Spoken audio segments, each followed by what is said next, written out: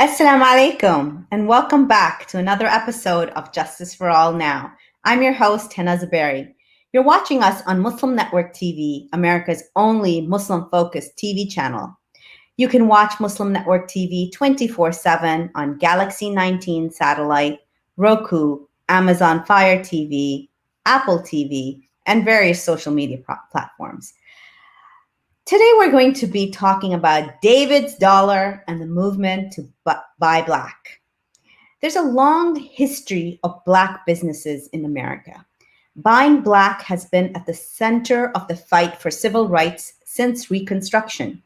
In the days after emancipation, black businesses flourished. According to the New York Times, though the government never ponied up the promised 40 acres and a mule, many black Americans were able to build thriving general stores, barber shops, and funeral homes. Bustling areas of economic activity were called Black Wall Street and could be found all over the country, most famously in Tulsa, Oklahoma, Richmond, Virginia, that was a surprise to me, and Birmingham, Alabama. Incensed by their success and competition, white Americans laid waste to entire communities, salting the earth with lynchings, tax sales, predatory land speculation, and disenfranchisement. Over the year, every prominent figure in the movement for racial equality implored their brothers and sisters to spend money within the community and boycott white businesses. In the words of Martin Luther King Jr., redistribute the pain Jim Crow inflicted. The day before he was assassinated, Dr. King had a buy black message in his I've Been to the Mountaintop speech. We've got to strengthen black communities, he said. You have 6 or 7 black insurance companies here in the city of Memphis, Tennessee. Take out your insurance there. Today, my guest is my brother, Tariq Touré. Tariq is a poet and native son of West Baltimore that has produced art reaching across hearts and continents. Tariq's poetry and prose have been featured in award-winning publications such as Muslim Matters, Salon, Washington Post, Al Jazeera, The Nation magazine, and Sapelo Square, which is a brilliant Black centered website everybody should visit and read from Sapelo Square. So, welcome, Tariq, to the show today. Assalamu alaikum. Hey, how's it going? Alhamdulillah, wa alaikum assalam. It's good to see you and hope the family is well. Good, alhamdulillah. Alhamdulillah. So, you have a new book out. MashaAllah, can we take a look at it? Yeah.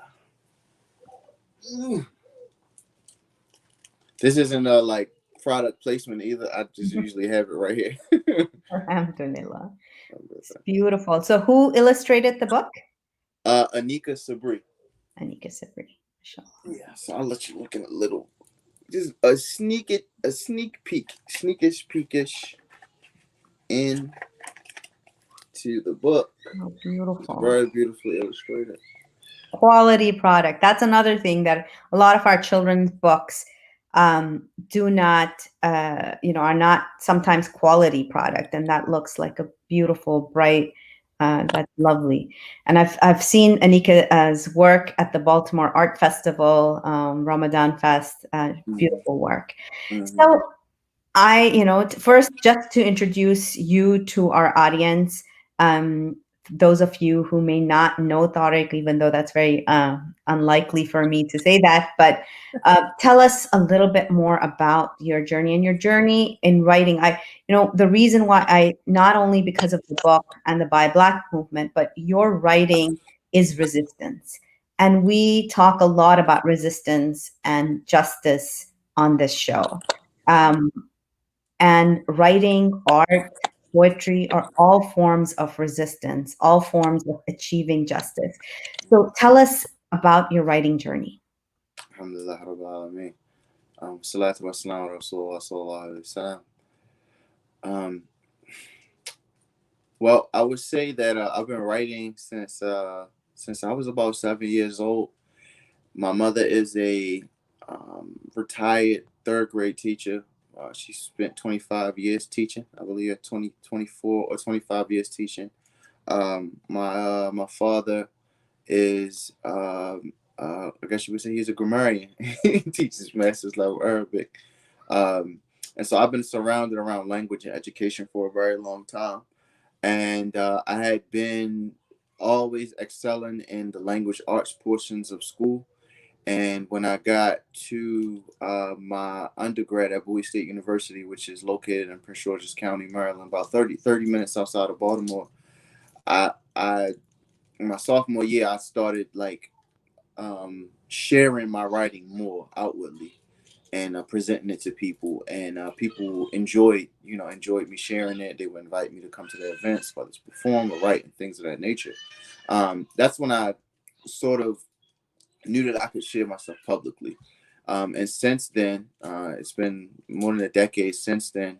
I've written extensively, whether that's poetry, whether that's prose, whether that is op-eds, whether that is literary journalism, um, all centering moral fiber, all centering speaking up for those who may be overlooked, and all centering the experience that I know well within this particular country and within this particular context.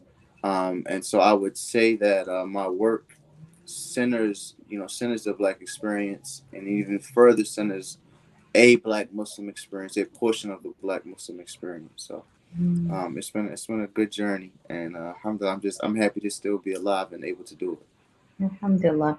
Tell us more about this book, David's Dollar.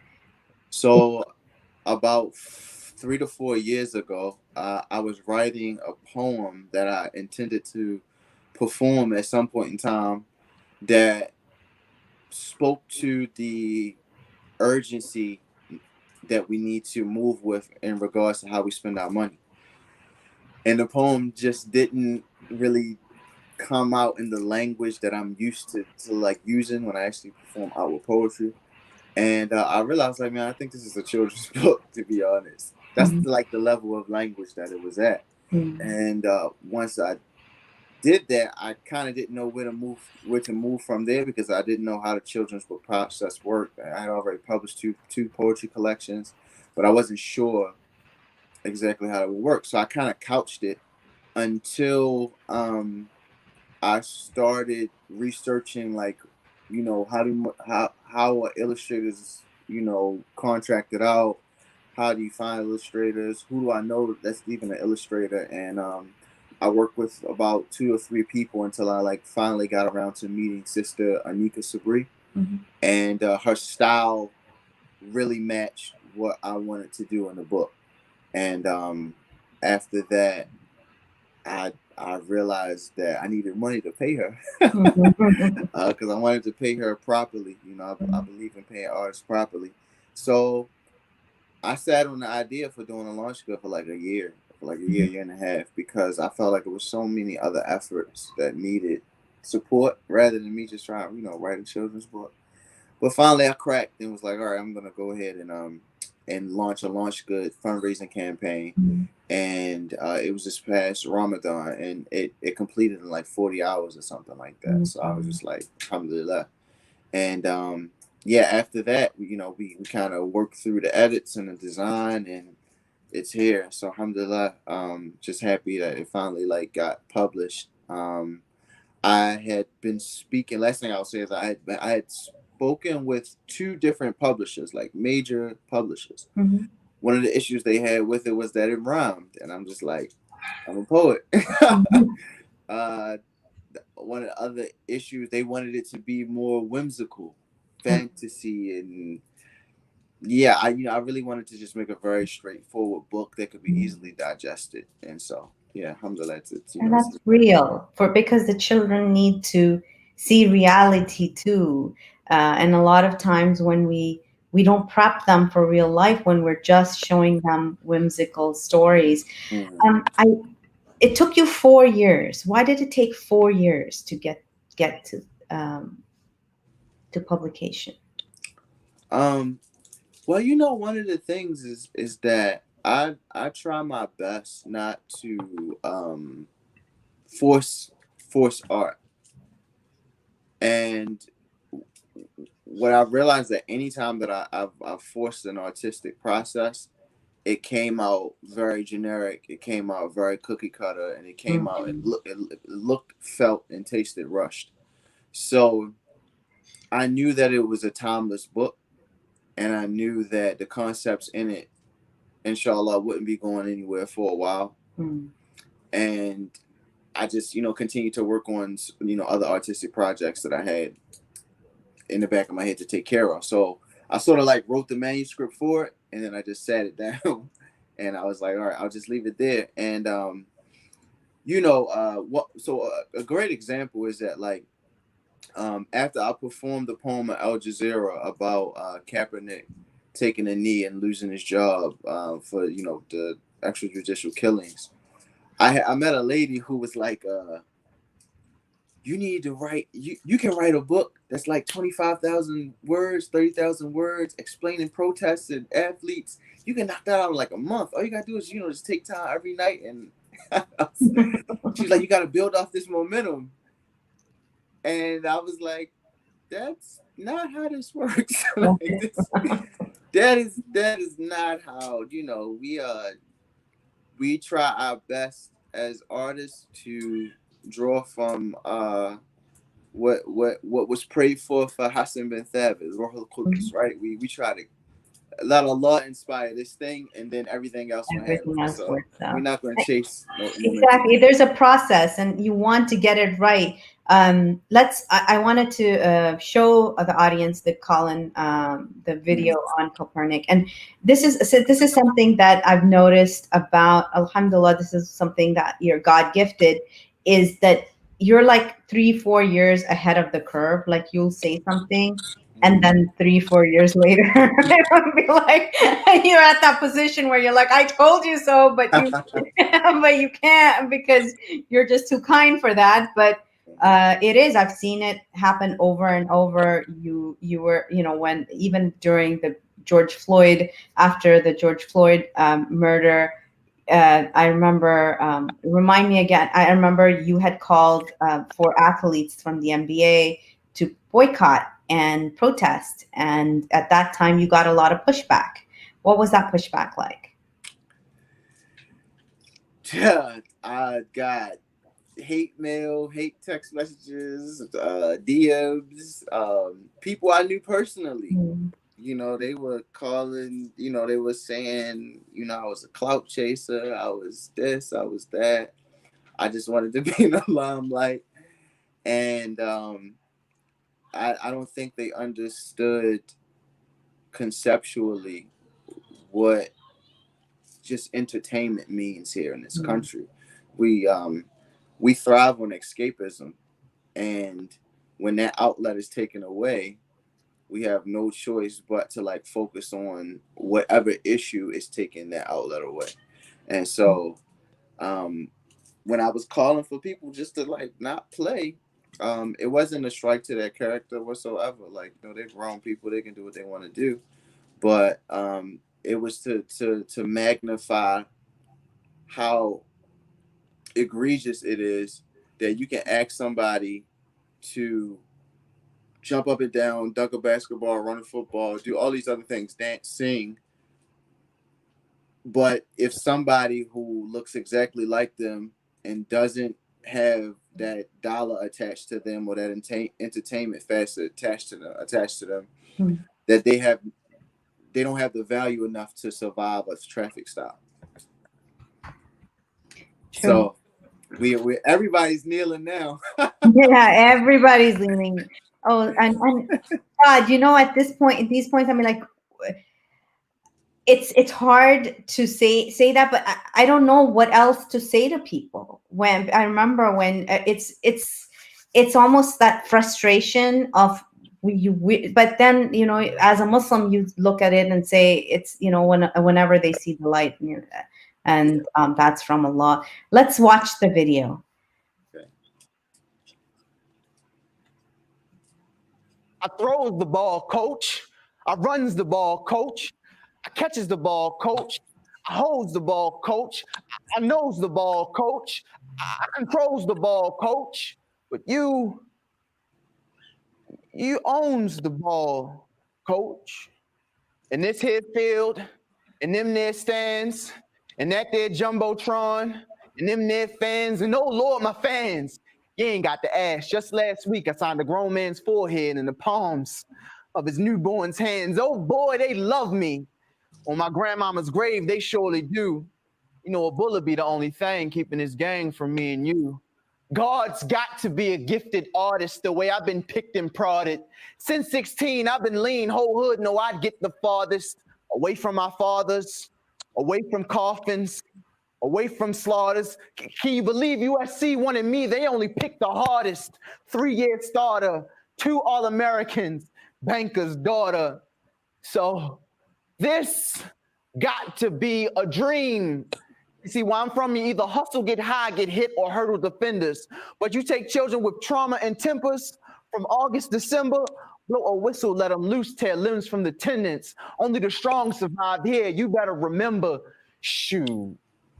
So me without a ball is Clark Kent without a cape. I knock a couple helmets off, they deposit in my papes.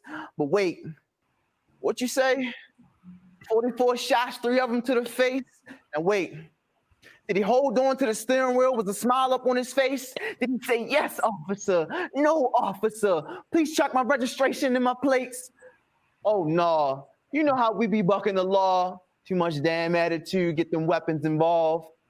But you saying he was unarmed and fitted description, wasn't no shaking it off? They were looking for a 6'4", 245-pound black male to be exact. And he was reaching for his license and got rounds up in his back, loud sounds and then collapse. Well, look at here, we got to do something. I mean, something's got to shake. That could be me, arms folded, cousins getting consoled, and everybody huddled at my wake. Well, my job is just to play. Plus, my foundation did 10,000 turkeys in the hood last year. What's more for me to say? Now, I don't want to get cornered in debate, but there's a mortgage in the way. It's how I afforded the estate. But could I be mortgaging my play? Could my legs be the leverage that makes owners more cordial with the tape? And is a mouth wide shut and blind eyes open help absorbing all the hate? This game is all I've had for my escape. And I escaped. But I assure you, they love me. Surely they understand today. So when I take this knee as the anthem starts to play, you think they could look at me with this passion in my face and truly be able to say, this was the land of the free and the home of the brave? SubhanAllah.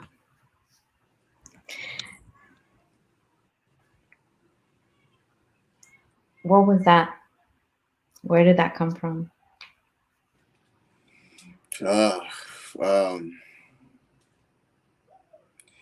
Yeah, that was just vesselship. Vesselship. You know, I guess in those types of situations, something needs to be said. It just needs a conduit. Mm-hmm. And so I'm humbled to be able to catch that idea or catch that epiphany and then make it into something material. And you build on that from your own experiences too. You coached youth football. You work a lot with youth in West Baltimore. How does that build into your writing, and how does that connect to the wider movement? Yeah, well, I would say that I've had a very peculiar upbringing in that one of the things maybe for other Muslim communities is like, you know, they have like basketball rims at every community center, every madrasa. They have like basketball rims, so the kids would be really attracted to basketball. That just really wasn't a thing in my community. All the kids that I grew up with were very attracted to football. And so it started out with me just wanting to be, a participant. But I have like a very, very competitive side. And so that competitive side allowed me to strive and work harder and eventually be a part of, teams and, it earned me a full scholarship to play football in Maryland. And I've seen some things. I've spent 15 plus years playing football, and so that will allow you and afford you to be able to see the dark sides of it. And I didn't go professional, so who knows what that's like. But it allows you to see the dark sides, the sides of it that are cattle like. It allows you to see, some of the important sides. Sometimes there are youth who this might be the only structure that they're receiving, only sort of like tough love that they're receiving. And they might be in an environment where that might be the only thing that's really just keeping them sane. So it lets you see all avenues. But one instance, I saw a kid break a shin bone, and I watched that kid take a cortisone needle and get wrapped up and get a splint put on and keep playing. And that was one of a few revelations to me where I was like, I don't know if this game is worth that. And I was at a small Division II school, so who knows what goes on at these mega universities. So when Kaepernick decided to take a knee, that experience merged with my ability to manipulate language allowed me to express a truth and let other people be able to empathize with that if they did or if they hated it. Who knows? No, subhanAllah. I think you were sort of like a soothsayer. You were saying things again a little bit earlier than the wave was saying it, and that's something that God placed in you. Let's go back to the book.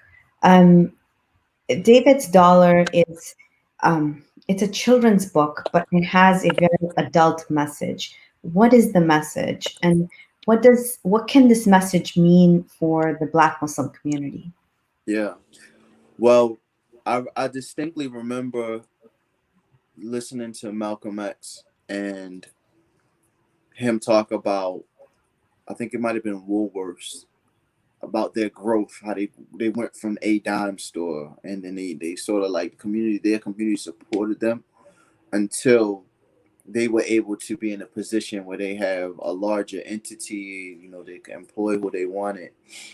And it is with that sort of energy and thought pattern in the back of my head that I decided that a message needs to be sent that supporting your own is okay. And not only is it okay, much of our survival depends on that. People here, in other communities, they either already been here and they're well established. They have their own ecosystem set up and support system set up. People come here and, they get very wealthy and they have their own ecosystem and support system set up.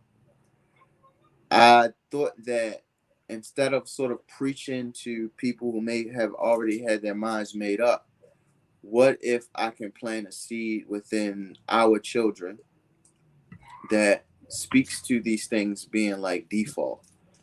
And as a Muslim, as a Black Muslim, I mean, when people are like, hey, I love that you got the characters representation. What were they supposed to look like? These are people I grew up around.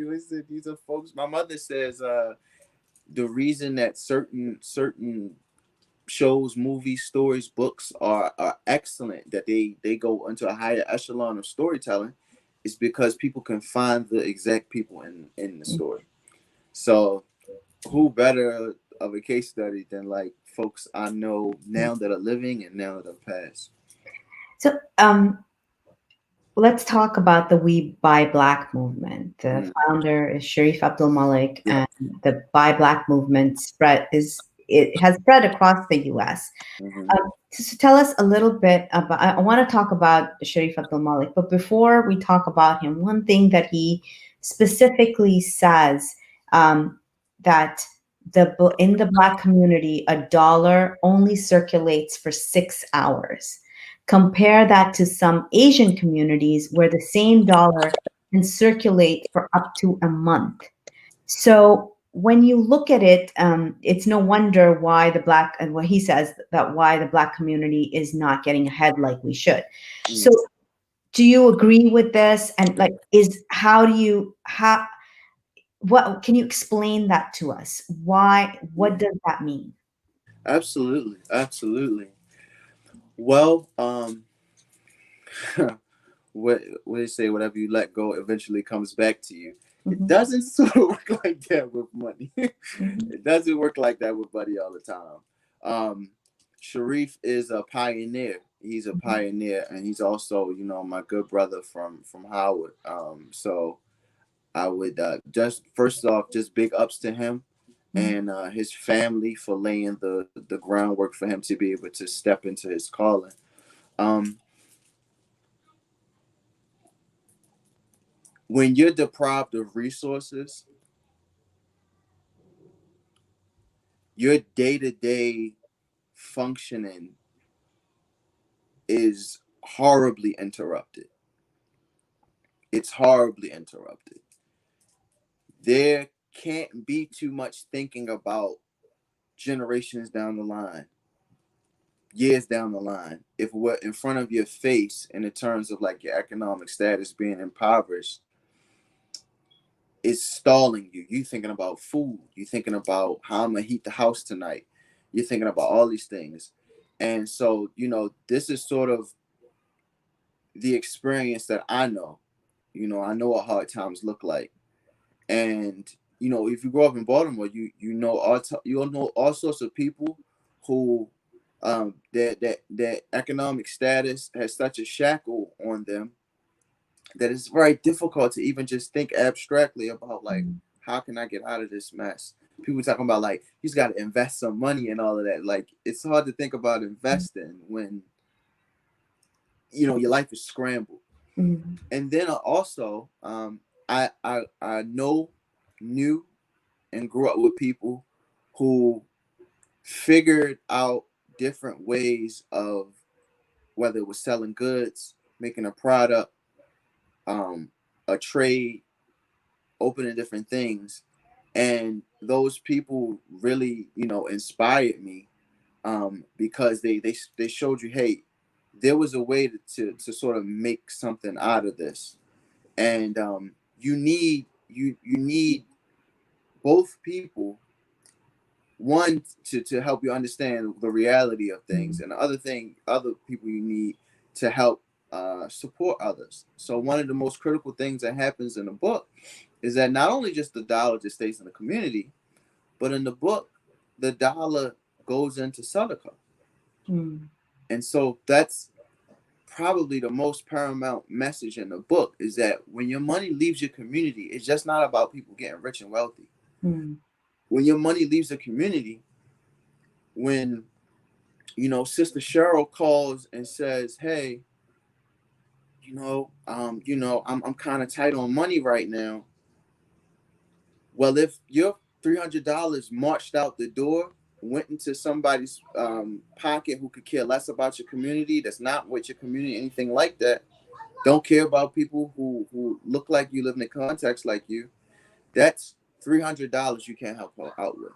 yeah, exactly. So, and just for other our audience, perhaps for me, this would be so the Desi community, right? So I get my paycheck and I run out and go to the local halal store, which is probably owned by a Pakistani family, buy my meat from there, and then go and take, order hijabs online from some other Bangladeshi sister. So it's staying within that immigrant Desi community. And now they are running their, so that dollar is going on. And now I want to talk about that. So when I say that, it doesn't seem egregious to anybody. But let me tell you, share an experience that I had right after George Floyd's murder, and the protests were going on. And one of the things that a local Facebook group had done, a Halal Reviews Facebook group had put together a list of, they asked, hey, can you suggest some halal Black restaurants that we can put a list together? So I gave some suggestions, other people gave suggestions, and they put this really nice infographic together. And I was like, yay. So I took that infographic and shared it amongst, our WhatsApp groups. And the pushback, I was just taken back because it didn't seem abnormal to me, but people called it divisive. People called it, why would you do that? We should support all businesses, or we should support all halal businesses, or we should support even all Black businesses. And I'm like, but I'm asking you to support Black Muslim businesses because, it just makes sense to me. So why this pushback? I don't think I would ever get that pushback. We talk about justice on the show a lot. If I had shared a list of Uyghur restaurants to help the Uyghur community who are going through a genocide, so why that pushback? Yeah, I mean, I think, for people who know, they know. They know why.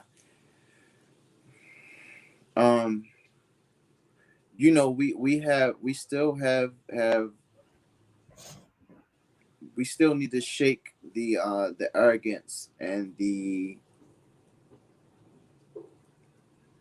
pettiness that's within our own hearts and souls and minds. And things like that shouldn't make you uncomfortable. And a community, this wasn't saying like, hey, I want a handout. This was saying, hey, I have a good or service that if you really care, if we're supposed to be one ummah, then come check out, and support our goods and services. And if that makes you uncomfortable, if you don't understand why that would be necessary in this particular context, then you've been robbed of some history, or you're robbing yourself of some history. And what I will say to that is, we can't sit around and wait for people to come around.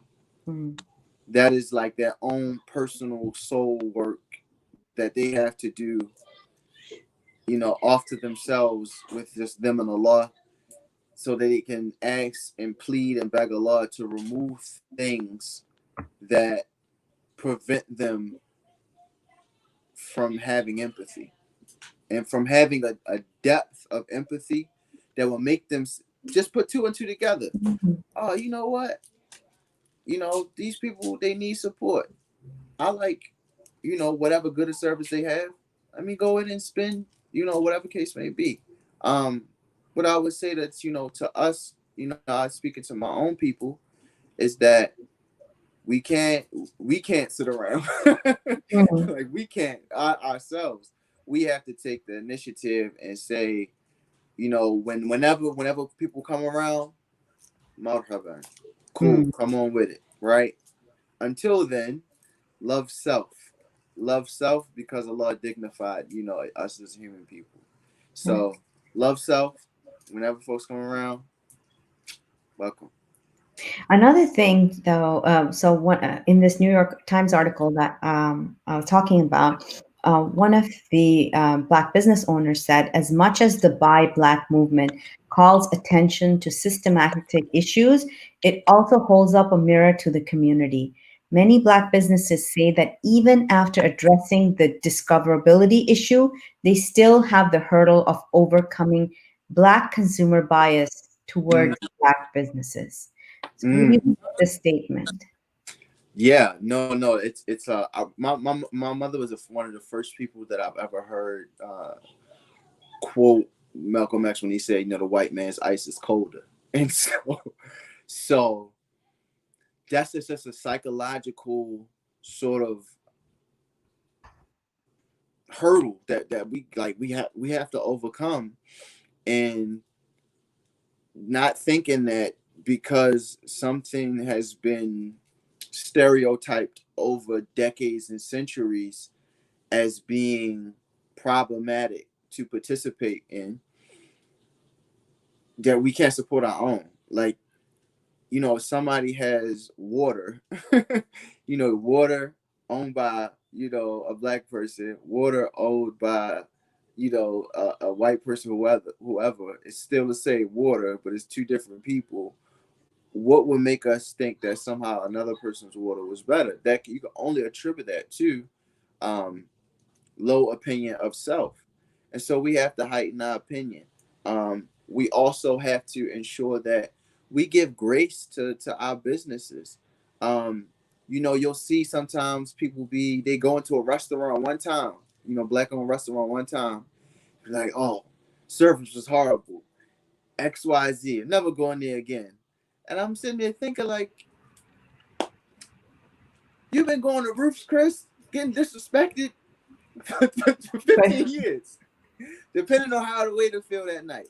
You know, depending on how the people there feel that night, and you take it. You take your steak and you shut up. So why don't we have this sort of grace? And why do we think that the first day opening for any of these businesses are going to be 100% perfect? It that doesn't make sense in itself. You know, we and for instance, if there is a you know, a family that opens up a bakery, and they've been perfecting their bakery, they've been selling their baked goods at the masjid, and they're excellent to that level of volume, and they say finally, you know what, inshallah, we're gonna open up on you know, on Waverly Street, and we're gonna bring our baked goods. We got a store, we got a lease, fine. Well, in 5 days, you know, 2 weeks go past and they have high volume, they may have to recalibrate and make sure that their you know, their ingredients, all things are tightened up to match the volume, so that the taste stays the same and all that. We'll walk in on that 8th day and be like, oh, that, you know, the cookies weren't as good as they were in the masjid. It's not really. It's like, give people a chance, man. Yeah. And I'll tell you, when it works, when you've seen it work, like, let's, you know, there are a lot of negative opinions out there, but so for example, in our local community, Sweet Tooth is a catering and bakery, and I have seen the community support that business. It's partially run by Imam Talib. He's a partner in the business. He also is one of the cooks, and just the support the community has given has made that business, you know, they were amazing already, but the blooming of that business, and now they cater mayors events and just mainstream. It was because, and I honestly credit the Muslim community for help, you know, letting that dollar circulate, so they could get to that. And even now, and it's and I love the fact that they know their value, they know their worth, and they don't decrease it just because to fit some sort of but they're out there at outside Eid with their tables there, so they're humble, but they don't decrease their value. They know their value. So these are some of the you know, do you know any other if you can share some other success stories like that? I think a lot of times we dwell on the negative. We need to dwell on the positive. Well, number one, I would say is We Buy Black. We Buy Black. Sharif Abdul Malik has built his own thriving, you know, just ecosystem of e-commerce. You know, all black products, black toothbrushes, black detergent, just whatever you need, go to WeBuyBlack.com and get at them. I would say, you know, people from our community, somebody like Sauda Salim, right? So I've been to these houses that are amazing and beautiful and regal and things like that. And some of that stuff still doesn't touch what Sauda Salim, who's an interior designer, well-known, prominent interior designer, has been able to do and just accomplish. Magazine covers, worked on outstanding contracts. People like Sharif's Grill from Baltimore. Another one is he's family, and he that's his literal story. He went from selling wraps outside the masjid to a multi-million-dollar business, allowing him to employ people in the community, allowing him to employ family members, things of that nature. So like there are people who are putting this work in that are thriving. There's another sister that's lives not too far from me. She runs two. One is called, I think, Safari Halal. They sell like Caribbean food. There's another one that does soul food. It's called Khalifa's Kitchen. I would say those are probably the most intelligent businesses right now because people are still eating, you know. But I mean, subhanAllah, it's a lot of people that are in business, and people that I still want to connect to. I don't even want to go the usual bookstore route. I would rather have this book placed at businesses, because it just makes sense that they just go together. But I say that all to say is that you don't have to look extremely hard for the services and goods that you need being produced by people you know and love. What you do have to do is exercise a level of patience. And that patience is going to carry you a long way. I'm thinking about I'm getting all these different Hair by Ziada. There's another sister named Ziada. Her website's called Hair by Ziada, I believe, and she works on African hairstyles and things of that nature. There's another sister, Amina, what's called Amina Butters. She just opened up a new shea butter line. Like there's a lot of people that are doing things, and it's all coming to me. Even people that are running teaching institutes. I'll be honest with you, people have been paying for education, Islamic education here for decades, and it's interesting, they're like, okay, finally, like Black Muslims are getting to be involved with that because we've been paying for a long time for these sorts of services. So, they're not hard to find. They may be difficult to have patience with because maybe we've been taught to have a low opinion of ourselves or other people or certain people. But inshallah, I think the tide is turning, and this book is not so much about like right now. Like somebody asked me from this magazine, like, how does this fit in with the Black Lives Matter movement? Well, this book could have came out in 1920.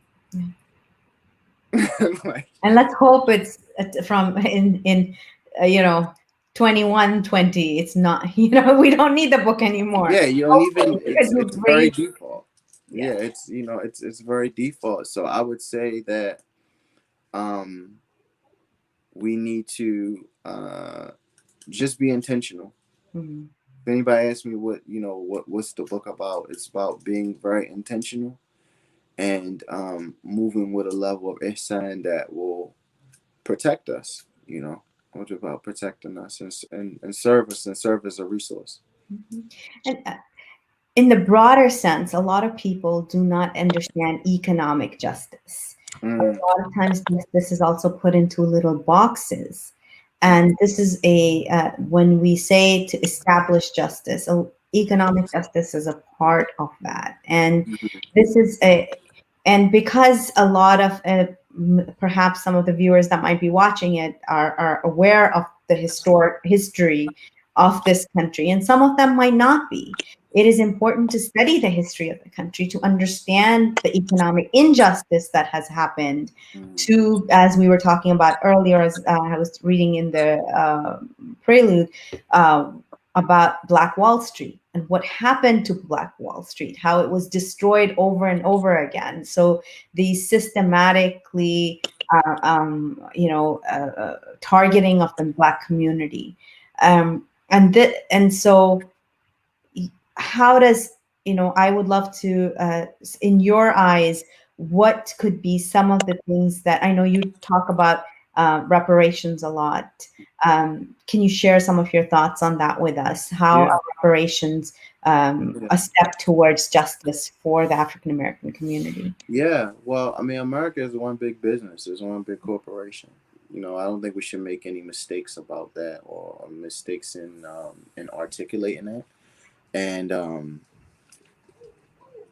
I think that hmm,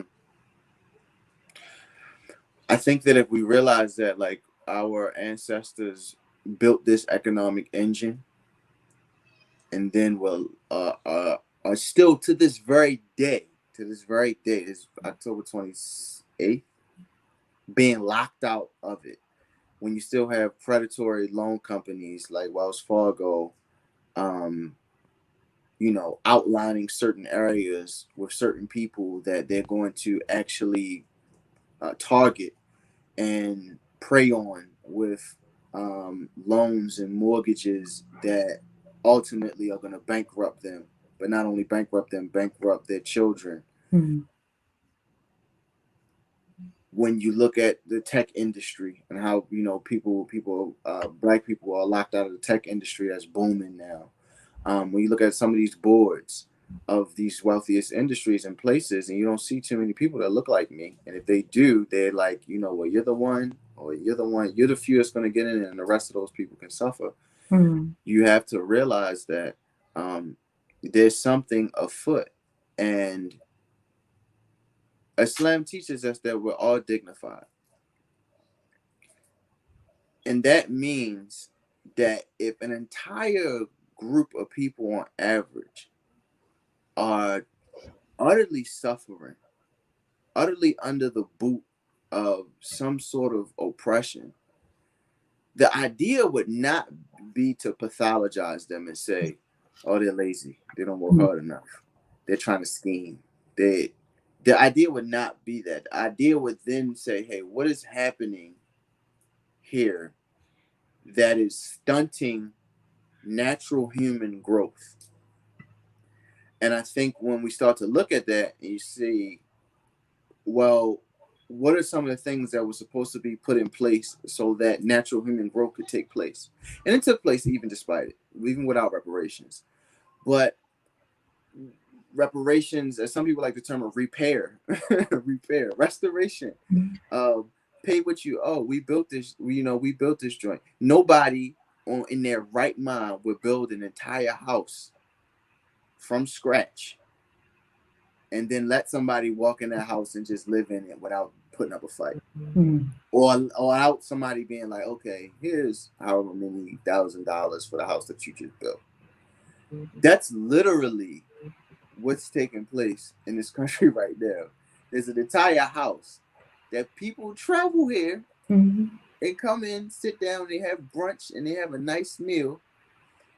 And they sometimes they have the nerve to say, well, it's your fault you're in the basement. Just open the door. Mm-hmm. Just come upstairs with us.